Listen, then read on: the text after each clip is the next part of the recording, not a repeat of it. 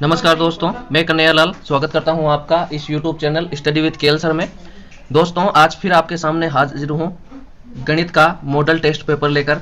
दोस्तों, ये गणित का दूसरा मॉडल टेस्ट पेपर है। इसके पहले मैं गणित का एक और मॉडल टेस्ट पेपर ले चुका हूं। अगर आपने उसको नहीं देखा है तो बिल्कुल उसको देख लीजिएगा। इस वीडियो के आई बटन पर उसका आपको लिंक मिल जाएगा और डिस्क्रिप्शन में प्लेलिस्ट मिल जाएगी। तो चलिए दोस्तों, वीडियो को शुरू करते हैं। दोस्तों, इस वीडियो में इस टेस्ट में कुल 30 प्रश्न होंगे जो REET R TET MP TET UP TET सभी परीक्षाओं की दृष्टि से बहुत महत्वपूर्ण है। अगर आप 30 में से 20 के आसपास या 20 से ऊपर सही करते हो तो आपकी तैयारी बहुत बढ़िया है। चलिए दोस्तों, वीडियो को शुरू करते हैं। अगर आप चैनल पर नए हैं तो बिल्कुल चैनल को सब्सक्राइब करके बेल आइकन प्रेस कर लीजिए ताकि आने वाली वीडियो की नोटिफिकेशन आपको मिल सके। दोस्तों, वीडियो के अंत तक जरूर बने रहिए, बहुत ही अच्छे प्रश्न हैं। चलिए, पहला प्रश्न है, 3 बच्चों की औसत आयु 15 वर्ष है। यदि इनकी आयु का अनुपात 3:5:7 हो तो सबसे छोटे बच्चे की आयु कितनी है? तो बताइए इस प्रश्न का सही उत्तर क्या है। दोस्तों, यहां पर अगर देखा जाए तो औसत आयु 15 वर्ष है 3 की, तो कुल आयु आएगी यहां पर 45, अनुपातों का योग आएगा यहां पर 15, और अपन से पूछा है सबसे छोटे बच्चे की, तो गुणा में लिख देंगे 3 पंजे 15 और 5 से कट जाएगा 9 बार। तो यहां पर आंसर होगा दोस्तों अपने विकल्प नंबर 1 9 वर्ष। आप रोक करके भी इस प्रश्न को हल करके देख सकते हैं। चलिए, अगला प्रश्न है दोस्तों, प्रश्न नंबर 2। दो संख्याएं 3:4 के अनुपात में है तथा इनका लघुत्तम समापवर्ती 84 है। इनमें से बड़ी संख्या कौन सी है? 21, 24, 28, 84। तो बताइए इस प्रश्न का सही उत्तर क्या होगा। दोस्तों, यहां पर दोनों संख्याओं का अनुपात है 3:4। तो संख्याएं मान लेते हैं अपन 3x और 4x, ये दो संख्याएं हैं। ले से अपने पास है लघुत्तम समापवर्ती 84, इनका में से आएगा x। अपन जानते हैं पहली संख्या इंटू दूसरी संख्या बराबर ले से इंटू में से होता है। अगर इनका अपन गुना करें तो 3 चौक इधर होएगा 12x और इधर होएगा दोस्तों 84x। तो अगर इनमें भाग दें तो यहां पर आएगा 12 7 84, और अपन को सबसे बड़ी संख्या निकालनी है तो 7 से बड़े अनुपात को गुणा कर दो तो 7 चौक आ जाएगा दोस्तों यहां पर 28, और विकल्प नंबर 3 अपने सही आंसर हो जाएगा 28। चलिए दोस्तों, चलते हैं अगले प्रश्न की तरफ। इसमें विकल्प नंबर 3 हो जाएगा 28। अगला प्रश्न है प्रश्न नंबर 3। यदि दो समांतर रेखाओं को एक तिर्यक रेखा काटती है तो उनसे बनने वाले कोणों के लिए कौन सा कथन सत्य नहीं है? संगत कोण बराबर होते हैं, एकांतर कोण बराबर होते हैं, तिर्यक रेखा के एक और बने अंत्य कोणों का योग 2 समकोण के बराबर होता है, तिर्यक रेखा के एक और बने अंत्य कोणों का योग 1 समकोण के बराबर होता है। तो बताइए इस प्रश्न का सही उत्तर क्या होगा। दोस्तों, यहां पर इस प्रश्न का सही उत्तर है विकल्प नंबर 4, तिर्यक रेखा के एक और बने अंत्य कोणों का योग 1 समकोण के बराबर होता है। दोस्तों, समकोण मतलब 90 डिग्री होता है, जबकि वो 180 डिग्री होता है। तो यहां पर ये डायरेक्ट ही गलत हो गया। तो अपन से पूछा है कौन सा सत्य नहीं है, यानी असत्य वाला विकल्प नंबर 4 सही अपना आंसर होगा। बाकी 1 2 3 विकल्प सही है यहाँ पर, तो विकल्प नंबर 4 अपना आंसर है। अगला प्रश्न है प्रश्न नंबर 4। यदि एक भोजन मेज जिसका अंकित मूल्य 6000 रुपए है एक ग्राहक को 5500 रुपए में बेच दी जाती है तो उस पर दी गई छूट की दर कितनी है? 10%, 25/3%, 8%, 9%। तो बताइए यहां पर इस प्रश्न का सही उत्तर क्या होगा।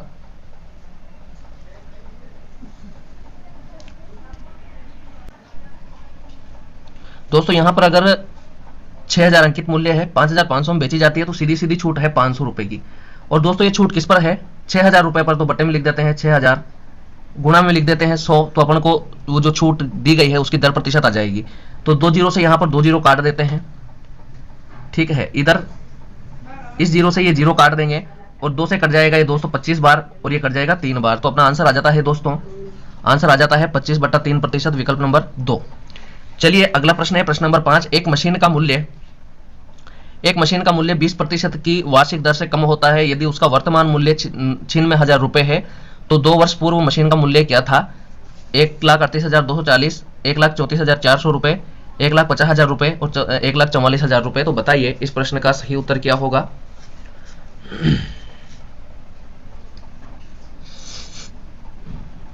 दोस्तों, यहां पर आप इसको रोक करके हल कर लेना। विकल्प नंबर 3 यहां पर अपने सही होगा। विकल्प नंबर 3 1,50,000 रुपए यहां पर अपने सही आंसर आएगा। दोस्तों, इस प्रश्न को ट्रिक से भी हल किया हुआ है जिसका वीडियो चैनल पर है, आप उसे देख सकते हैं। अगला प्रश्न है प्रश्न नंबर 6। कबीर 10 रुपए में 11 की दर से पेंसिलें खरीदता है। वह 11 में 10 की दर से बेचता है, 10 रुपये में 11 की दर से खरीदता है और 11 में 10 की दर से बेचता है, तो उसका लाभ प्रतिशत बराबर है 10%, 11%, 20%, 21%। तो बताइए इस प्रश्न का सही उत्तर क्या है। दोस्तों यहाँ पर अगर देखा जाए तो 10 में 11 की दर से तो खरीदता है और 11 में 10 की दर से बेचता है। अगर देखा जाए तो इधर गुणा करेंगे तो आ जाएगा 100, इधर आ जाएगा 121। तो दोस्तों ये तो है विक्रय मूल्य और ये है क्रय मूल्य। तो अपन देख सकते हैं कि सीधा सा 21 रुपए का लाभ हो रहा है। 21 का प्रतिशत निकालेंगे तो क्रय मूल्य 100 पर निकलेगा, यानी कि यहाँ पर दोस्तों अपना सही आंसर आएगा विकल्प नंबर 4, 21%। चलिए अगला प्रश्न है दोस्तों, प्रश्न नंबर 7। दोस्तों अगर प्रश्न आपको समझ नहीं आए तो आप वीडियो को रोक करके उसे हल कर सकते हैं। 7वां प्रश्न है, गणित की 84 पुस्तकों में भौतिकी की 90 पुस्तकों और रसायन शास्त्र की 120 पुस्तकों की विषयवार ढेरियां लगाई जानी है। प्रत्येक ढेरी में कितनी पुस्तकें हो जिससे प्रत्येक ढेरी की ऊंचाई भी एक समान हो। तो बताइए इस प्रश्न का सही उत्तर यहाँ पर क्या होगा। विकल्प नंबर 1 12, विकल्प नंबर 2 18, विकल्प नंबर 3 6 और विकल्प नंबर 4 21। तो बताइए यहाँ पर इस प्रश्न का सही उत्तर क्या होगा। दोस्तों यहाँ पर आप इसको बिल्कुल रोक करके हल कर सकते हैं। जैसे कि यहाँ पर 84, 90 और 120 है। विषयवार ढेरियां लगानी हो और प्रत्येक में जितनी पुस्तकें हो जिससे प्रत्येक ढेरी की ऊंचाई समान हो, मतलब समझ सकते हो आप कि इनमें से समान समान लेनी है एक बराबर, यानी कि अपन को निकालना है दोस्तों मैसेप है, महत्तम समापवर्तक निकालना है। तो अगर इसका महत्तम समापवर्तक निकाले तो इनका आएगा दोस्तों 6, इसका महत्तम समापवर्तक 6 आएगा और यही अपना आंसर होगा दोस्तों विकल्प नंबर 3 6। चलिए अगला प्रश्न है प्रश्न नंबर 8। 5 वर्षों में 7% वार्षिक ब्याज की दर से एक धनराशि पर 5,320 रुपए का साधारण ब्याज प्राप्त होता है। 5 वर्षों में 7% वार्षिक दर पर धनराशि पर 5,320 रुपए का साधारण ब्याज प्राप्त होता है, तो वह धनराशि कितनी है। धनराशि याद करना है। 18,240 रुपए, 12,160 रुपए, 15,200 रुपए और 9,120 रुपए। तो बताइए यहाँ पर इस प्रश्न का सही उत्तर क्या होगा।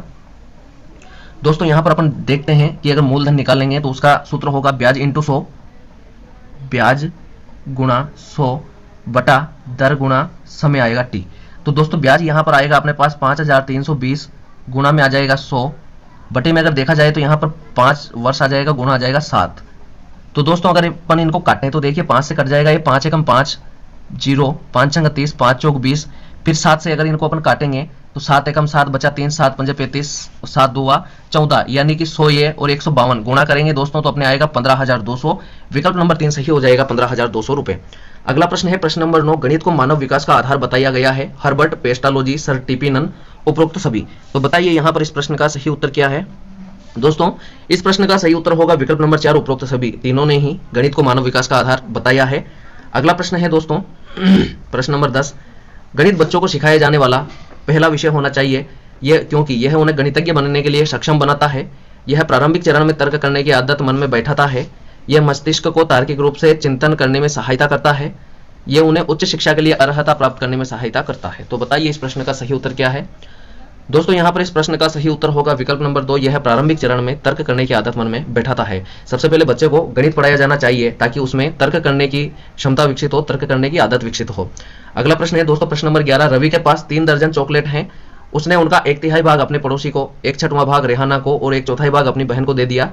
उसके पास अब कितनी चॉकलेट बची है। 10, 6, 8, 9। तो बताइए यहाँ पर इस प्रश्न का सही उत्तर क्या होगा। दोस्तों यहाँ पर अगर अपन देखें तो रवि के पास 3 दर्जन चॉकलेट है, यानी कि 36 चॉकलेट है। उसमें से वह 1/3 भाग अपने पड़ोसी को देता है, तो यानी कि 12 दे दी पड़ोसी को। 1/6वां भाग रेहाना को देता है, यानी 6 दे दिया रेहाना को। और 1/4 भाग अपनी बहन को देता है, तो यानी कि 1/4 भाग 9 दे दिया बहन को। तो बताइए उसके पास अब कितनी चॉकलेट बचेगी। तो इनको जोड़ दीजिए, 9 और 6 15 और 12 27। 36 में से 27 घटा दीजिए तो बचेगा दोस्तों 9। तो यहाँ पर सही उत्तर होगा विकल्प नंबर 4 9, यानी कि अब रवि के पास 9 चॉकलेट बची हैं। चलिए अगला प्रश्न है प्रश्न नंबर 12। किसी विद्यालय की पुताई का कार्य 2 मजदूर 8 दिन में कर सकते हैं। उसी कार्य को 2 दिन में पूरा करवाने के लिए कितने मजदूर और लगाने पड़ेंगे। 8, 6, 2, 16। तो बताइए इस प्रश्न का सही उत्तर क्या होगा। दोस्तों यहाँ पर देखिए अपन देखते हैं कि 2 मजदूर 8 दिन में कार्य कर सकते हैं। 2 मजदूर 8 दिन में कार्य करते हैं, यानी कि कुल कार्य कितना होगा 16।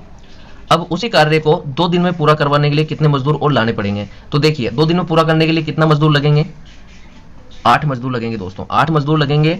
2 पहले से है, वो पूछ रहा है कि कितने और लगाने पड़ेंगे। तो 2 पहले से है, यानी कि 6 मजदूर और लगाने पड़ेंगे। तो अपना विकल्प नंबर 2 सही हो जाएगा दोस्तों, 6। विकल्प नंबर 2 सही होगा। अगला प्रश्न है प्रश्न नंबर 13। एक दुकानदार अपने सामान को क्रय मूल्य पर ही बेचता है, परंतु वह 1 किग्रा के स्थान पर 900 ग्राम तोलता है। उसका लाभ प्रतिशत ज्ञात कीजिए। 10 से 1/9%, 11 से 1/9%, 10 से 2/3% और 11 से ही 2/3%। तो बताइए यहाँ पर इस प्रश्न का सही उत्तर क्या होगा।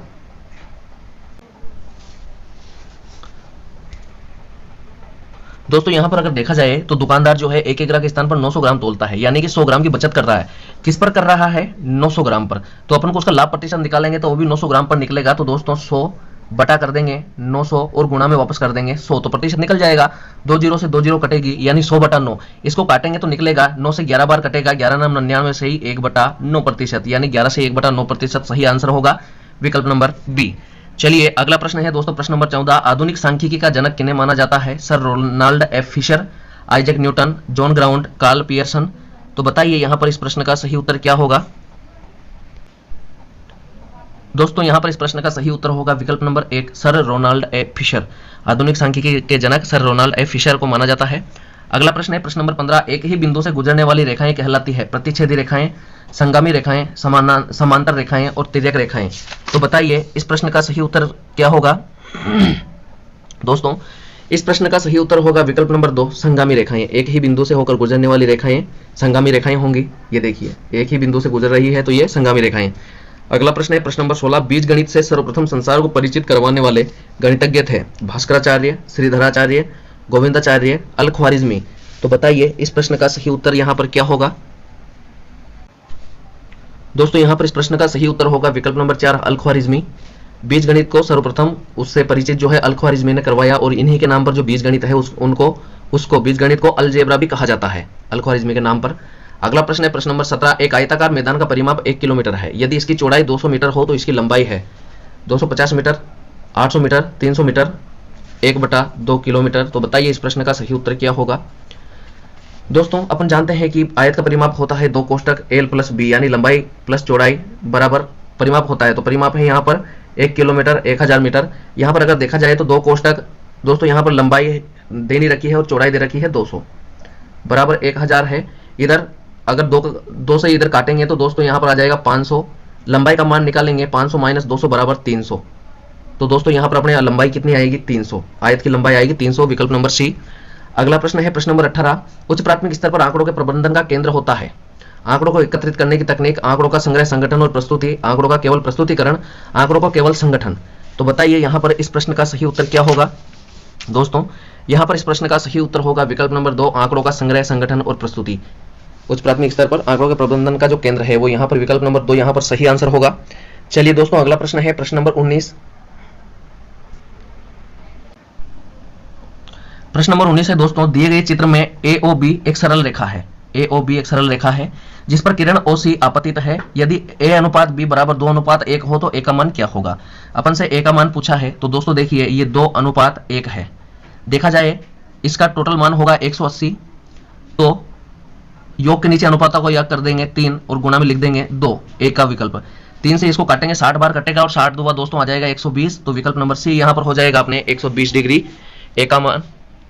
चलिए अगला प्रश्न है प्रश्न नंबर 20। गणित की तार्किकता की विशेषता निम्न में से नहीं है। शुद्धता, परिणाम की निश्चितता, मौलिकता, विषयनिष्ठता। तो बताइए यहाँ पर इस प्रश्न का सही उत्तर क्या होगा। दोस्तों इस प्रश्न का सही उत्तर है विकल्प नंबर 4, विषयनिष्ठता। जो है गणित की तार्किकता की विशेषता नहीं है विषयनिष्ठता। बाकी शुद्धता, परिणाम की निश्चितता और मौलिकता तीनों ही है। अगला प्रश्न है प्रश्न नंबर 21। यदि 12 पेनों का क्रय मूल्य 16 पेनों के विक्रय मूल्य के बराबर है तो लाभ हानि प्रतिशत की याद कीजिए। 25% लाभ, 25% हानि, 40% लाभ, 40% हानि। तो बताइए इस प्रश्न का सही उत्तर क्या होगा। दोस्तों यहाँ पर अगर देखा जाए तो 12 पेनों का क्रय मूल्य है 16 पेनों के विक्रय मूल्य के बराबर, यानी कि क्रय मूल्य आएगा 16 और विक्रय मूल्य है 12। क्रय मूल्य 16, विक्रय मूल्य 12। तो देखिए यहाँ पर लाभ होता है या हानि। अपन जानते हैं कि क्रय मूल्य ज्यादा है विक्रय मूल्य कम है, तो हानि होगी कितनी होगी 4 की। किस पर होगी 16 पर। गुणा कर दीजिए 100, आ जाएगा आंसर 4 चौक 16, 4 से कट जाएगा 25 बार, यानी 25% हानि यहाँ पर सही आंसर आएगा। दोस्तों इस सौदे में उसे 25% की हानि होगी। विकल्प नंबर बी सही है, विकल्प नंबर 2 वाला। अगला प्रश्न है प्रश्न नंबर 22। निम्न में से सही मायनों में गणित है। मूर्त विज्ञान, अमूर्त विज्ञान, भौतिकीय विज्ञान, सापेक्षिक विज्ञान। तो बताइए इस प्रश्न का सही उत्तर क्या है। दोस्तों इस प्रश्न का सही उत्तर है विकल्प नंबर 2, अमूर्त विज्ञान। गणित जो है अमूर्त विज्ञान है। अगला प्रश्न है प्रश्न नंबर 23, एक धनराशि पर 7.5% की वार्षिक दर से साधारण ब्याज मूलधन का 3/5 है, समय अवधि वर्षों में क्या है? 7.5, 8, 10, 12.5। तो बताइए यहाँ पर इस प्रश्न का सही उत्तर क्या होगा? दोस्तों अगर देखा जाए तो देखिए यहाँ पर 3/5 है मूलधन का, तो यानी कि देखिए दोस्तों यहाँ पर ब्याज तो है 3, अपन से क्या पूछा है समय, ब्याज आएगा 3 गुणा लिख दीजिए 100 ब्याज इंटू 100, मूलधन मान लीजिए दोस्तों 5 को, और गुणा में समय है दर है 7.5। इनको अगर दोस्तों अपन काटें तो यहाँ से ये एक जीरो लगा देते हैं, 5 से कट जाएगा ये 20 बार यानी कि 200 बार, ठीक है दोस्तों। 3 से ये कट जाएगा दोस्तों 25 बार, और 25 से ये कट जाएगा 8 बार। तो दोस्तों यहाँ पर अपने सही आंसर आएगा विकल्प नंबर 2, 8 वर्ष, यानी वह समय अवधि 8 वर्ष होगी जब 7.5% की दर से जो धन है वो मूलधन का 3/5 हो जाएगा ब्याज। विकल्प नंबर 2 8% सही, 8 वर्ष से यहाँ पर आएगा सही विकल्प नंबर 2। आप रोक करके भी इसको आसानी से हल कर सकते हैं। अगला प्रश्न है दोस्तों प्रश्न नंबर 24, 3 लड़कों की औसत आयु 16 वर्ष है, यदि उनकी आयु का अनुपात 4:5:7 हो तो सबसे छोटे लड़के की आयु कितनी है? तो देखिए दोस्तों यहाँ पर विकल्प नंबर 1 8 वर्ष, 9 वर्ष, 12 वर्ष, 16 वर्ष। तो बताइए इस प्रश्न का सही उत्तर क्या होगा? दोस्तों यहाँ पर अगर देखा जाए तो देखिए 16 वर्ष है औसत आयु, कुल आयु अगर निकालेंगे तो 3 से गुणा कर दीजिए, 48 वर्ष कितनी आ जाएगी दोस्तों कुल आयु। अनुपात है, अनुपातों का योग कीजिए, 7, 5, 12, 4 और 16 आ जाएगा, बटे में लिख दीजिए। अपन से क्या पूछा है कि सबसे छोटे लड़के की आयु, तो गुणा में लिख दीजिए सबसे छोटे का अनुपात 4। दोस्तों 16 से कट जाएगा 16 तिया 48 और 4 तिया दोस्तों आ जाएगा 12। तो देखिए जो सबसे छोटा लड़का है उसकी आयु आएगी दोस्तों 12 वर्ष। विकल्प नंबर 3 अपने सही होगा 12 वर्ष। अगला प्रश्न है दोस्तों प्रश्न नंबर 25, यदि किसी वर्ग के प्रत्येक कोर को दोगुना कर दिया जाए तो उसके क्षेत्रफल में कितने प्रतिशत की वृद्धि होगी? तो देखिए दोस्तों 2 बार वृद्धि कर रहा है, सीधी सीधी बात। वर्ग के प्रत्येक कोर में प्रत्येक भुजा में वृद्धि कर दी जाए तो क्षेत्रफल निकालने में भुजा इंटू भुजा करते हैं, तो यानी 2 बार वृद्धि कर रहा है। कितनी वृद्धि कर रहा है? 100 की कर रहा है, 100 फिर 100 की, तो फिर यहाँ पर प्लस माइनस 100 इंटू 100 कर देंगे, प्लस माइनस करेंगे दोस्तों यहाँ पर 100 इंटू 100, यहाँ पर 100 गुणा 100 और बटे में कर देंगे 100, plus minus A plus minus B plus minus A B बटा 100 ऐसे आता है। तो 2 जीरो से 2 जीरो काट देंगे दोस्तों, 100 और 100 200 हो जाएगा, 200 में एक ये 100 जोड़ेंगे यानी 300। तो दोस्तों यहाँ पर आंसर आएगा विकल्प नंबर 4 300%, यानी कि उसके क्षेत्रफल में 300% की वृद्धि होगी। आप वीडियो को रोक करके भी इस सवाल को अच्छे से हल करके आंसर दीजिएगा। अगला प्रश्न है प्रश्न नंबर 26, 2 संख्याओं का अनुपात 4:5 है, उनका महत्तम समापवर्तक 8 है, तदनुसार उनका लघुत्तम समापवर्तक कितना होगा? 130, 140, 150, 160। तो बताइए इस प्रश्न का सही उत्तर क्या है? तो दोस्तों यहाँ पर अगर अपन देखें तो 4:5 है, तो एक संख्या आ जाएगी 4x और दूसरी आ जाएगी 5x। अगर इनके हिसाब से इनका में से निकाले तो आएगा दोस्तों x, और अपन को महत्तम समापवर्तक दे रखा है 8, x का मान कितना है 8। तो यहाँ पर एक संख्या तो बनेगी दोस्तों 32, 8 चौक 32 और एक बनेगी 8 पंजे 40, 32 40 यहाँ पर दोस्तों संख्याएं बनेगी।